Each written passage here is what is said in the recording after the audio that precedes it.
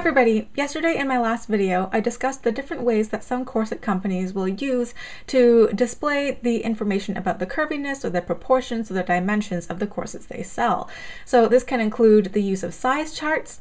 This can include recommending that the clients fall within a certain range of sizes, their natural measurements fall within a certain range, or this can include discussing the rib spring or the hip spring of these corsets. This is important to know because corsets don't have ease the way that other clothes do. You don't have the same sort of wiggle room you do with other street clothes. So for the most part, corsets are not supposed to stretch. In fact, corsets can be said to have what is called negative ease. So instead of your body manipulating the clothing around you and stretching it or distorting it, instead the clothing manipulates your body. The corset is changing your body. My favorite way for corsetteers and businesses to display their information is through the use of a size chart because I can see everything at a glance. But why is it so important to know the precise underbust, waist, and hip measurements of a corset before you buy it, and the length as well? Why not just go strictly by the waist size? Well, by making the most of a size chart, you may be able to fairly accurately predict whether a corset is going to fit you or not before you ever buy it or try it on. So let's look at some case studies. So let's take a look at my natural measurements. So my underbust is closest to 30 inches, my waist is about 28 inches naturally, and my iliac crest, my high hip, that being where the sort of pelvis pokes out, that is about 33 inches. My lower hip is about 35 inches, and that comes into play only for the long leg corsets. If you're looking at a short hipped corset or a cincher, you don't really have to worry about that measurement. Also important to note is my torso length from under the breast down to my lap is close to 11 inches. So that is the absolute longest that a corset can be for an underbust before it starts to cause problems when I want to sit down. Now that is along the princess seam. So that is directly under the breast to directly on top of the lap. So it's not directly on the side seam and it's not in the center front. If you wanted to take into account my torso length in the center front, basically from my sternum to the pubic bone, that would be close to 13 to 14 inches. But bodies are squishy, so there's an acceptable range for the corsets that I wear, especially if the corset is designed to have a small gap in the back instead of being worn completely closed. So typically for an underbust corset, the underbust measurement or the top edge measurement will be between 28 and 31 inches in circumference. The waist circumference can be anywhere between 20 inches and 26 inches depending on the type of the corset and how much I can cinch down that day. So notice that this is the largest acceptable range. It's a 6-inch range, which is huge. This is because the waist is the most compressible area. So a size 26 corset will give me just a 2-inch reduction in the waist, while a size 20 corset will give me an 8-inch reduction in the waist. For my iliac crest, it is not very compressible, so I might be able to compress it 1 inch more. So 32 is the absolute smallest that I would comfortably go with a corset, and it can go up to 35 if I wear it with jeans underneath or a poofy skirt to fill out the gaps. So let's look at example corset A. So as an experienced corseter, I already know that I can wear a size 22 corset, so the waist is fine. It's a 6-inch reduction on me. A corset is supposed to compress the waist, but not the ribs and the hips. In this case though, the underbust measurement is way too small. On a good day, I can perhaps tighten the top edge of a corset to 28 inches, but it's not the most comfortable for me.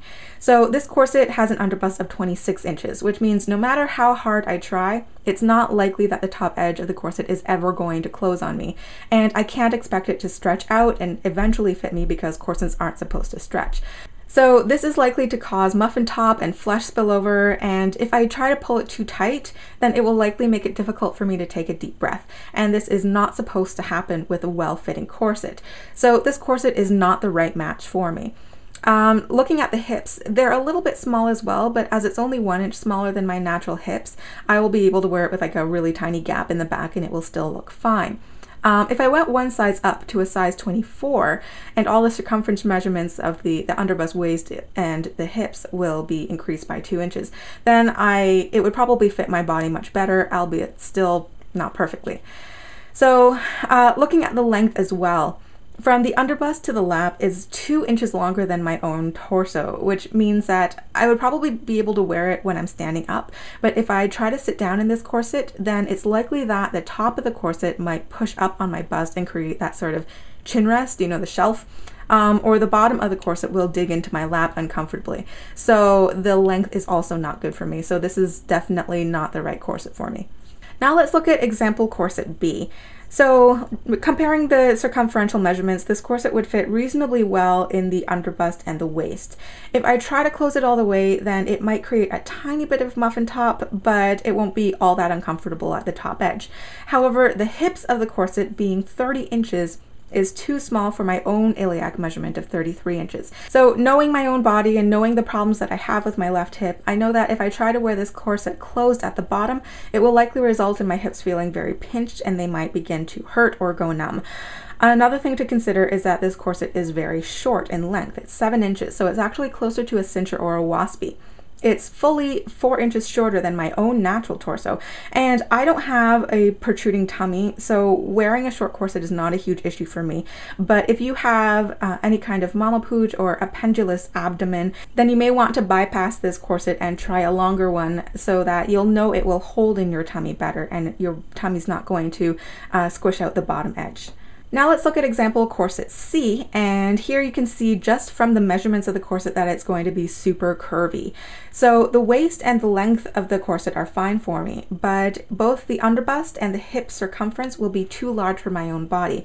I would likely be able to shut this corset right away from the first wear, and I will still have room to spare in the ribs and the hips. So they'll be likely gaping away from my body. So in this situation, I don't necessarily need to go with a different style, but I might want to go a size down and it will fit me reasonably well in the underbust, waist, and hips. But if I have no desire to make my waist smaller, if I've decided that size 24 is my limit, then I will need to go with a different style of corset. I need to find a corset that is less curvy. So I hope these case studies helped you understand how knowing the underbust, waist, and hip circumference measurements plus the length of the corset is so important.